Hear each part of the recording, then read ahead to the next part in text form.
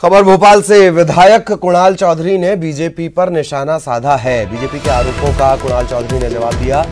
बुजुर्ग नेताओं पर युवा टैलेंट की उपेक्षा के आरोप पर उन्होंने जवाब दिया है कि कांग्रेस पार्टी में युवाओं को सबसे ज्यादा मौका। सचिन पायलट को 26 साल की उम्र में सांसद बनाया गया। 40 की उम्र में उप मुख्यमंत्री बनाना युवाओं का सम्मान है। यूथ कांग्रेस के प्रदेश अध्यक्ष कुणाल चौधरी ने बयान दिया है, कांग्रेस में युवाओं को दिया जा रहा है ज्यादा मौका।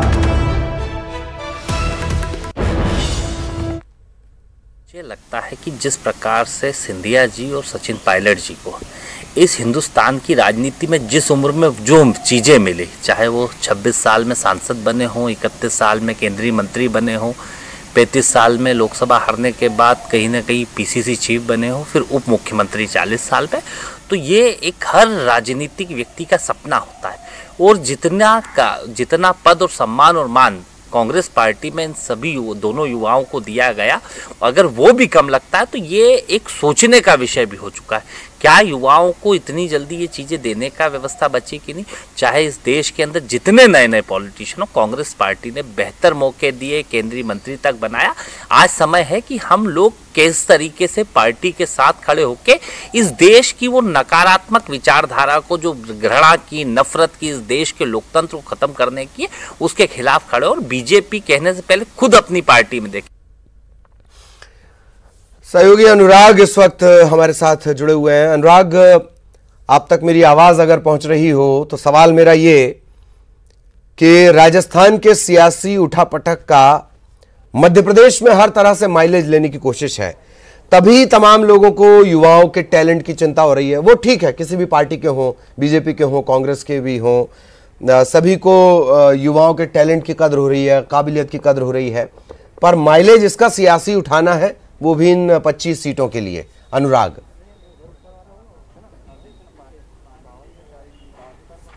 बिल्कुल ललित, देखिए माइलेज लेने की कोशिश जरूर हो रही है, लेकिन जिस तरीके का सियासी माहौल इन दिनों राजस्थान में है, कुछ ही महीनों पहले उसी तरीके का सियासी माहौल मध्य प्रदेश की सियासत में भी था। और यही कारण है कि ज्योतिरादित्य सिंधिया ने दल बदल करके कांग्रेस को छोड़ बीजेपी में शामिल हुए थे। और उन्होंने भी इस बात का आरोप लगाया था कि उनकी उपेक्षा जो है कांग्रेस पार्टी में हो रही थी। उन्होंने भी इस तरीके का आरोप लगाया था जो सचिन पायलट राजस्थान की सियासत में इन दिनों कांग्रेस पार्टी और कांग्रेस के नेताओं पर लगाते हुए नजर आ रहे हैं। कुल मिलाकर कांग्रेस पार्टी में बुजुर्ग और युवाओं के बीच का जो सियासी संग्राम है, उसको लेकर पॉलिटिकल माइलेज लेने की कवायद जो है लगातार जारी है। बीजेपी इस बात के आरोप लगा रही है कि कांग्रेस पार्टी के अंदर युवाओं का और जो टैलेंट है उसको दबाने की कोशिश हो रही है, युवाओं की उपेक्षा की जा रही है। और इसी को लेकर आज जो है कैबिनेट मिनिस्टर गोविंद सिंह राजपूत ने भी आरोप लगाया था कि उन्होंने भी जो दल बदल किया है, उसके पीछे भी एक बड़ा कारण यही था कि जो कांग्रेस पार्टी में बुजुर्ग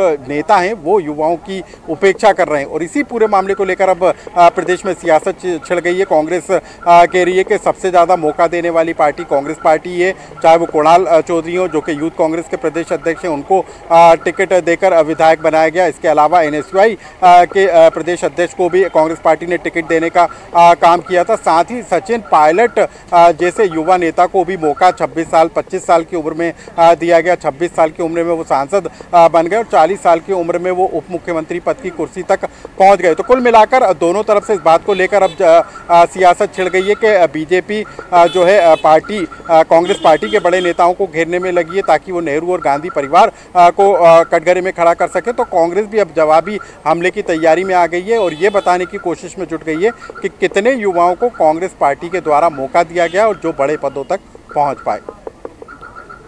और अनुराग, ये भी तय है कि आज सबकी निगाहें, दोनों ही पार्टियों की निगाहें उस प्रेस कॉन्फ्रेंस में होंगी या उस जवाब पर होंगी जो सचिन पायलट देना चाह रहे हैं। उसके बाद ही ये आगे की रणनीति तय होगी।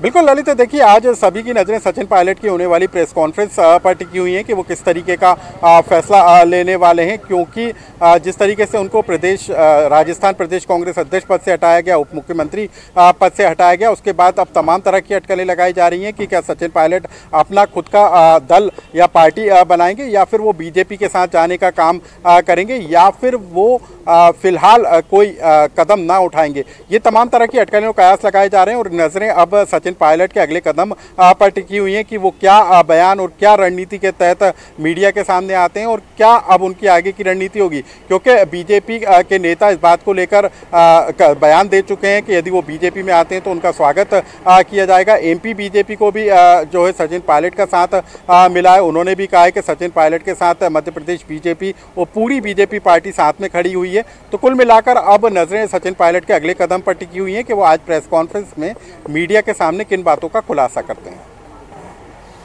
वाकई ये बहुत दिलचस्प होगा। हालांकि ये तय है, एक बड़ा अपडेट हम इसमें दे दें कि न्यूज़ 18 से बोले सचिन पायलट बीजेपी में नहीं जाऊंगा, बीजेपी को मैंने हराया है, मैंने उन्हें टक्कर दी है, हराया है, मैं उनसे क्यों जुड़ूं, बीजेपी में शामिल नहीं होंगे सचिन पायलट, ये वो साफ कर रहे हैं।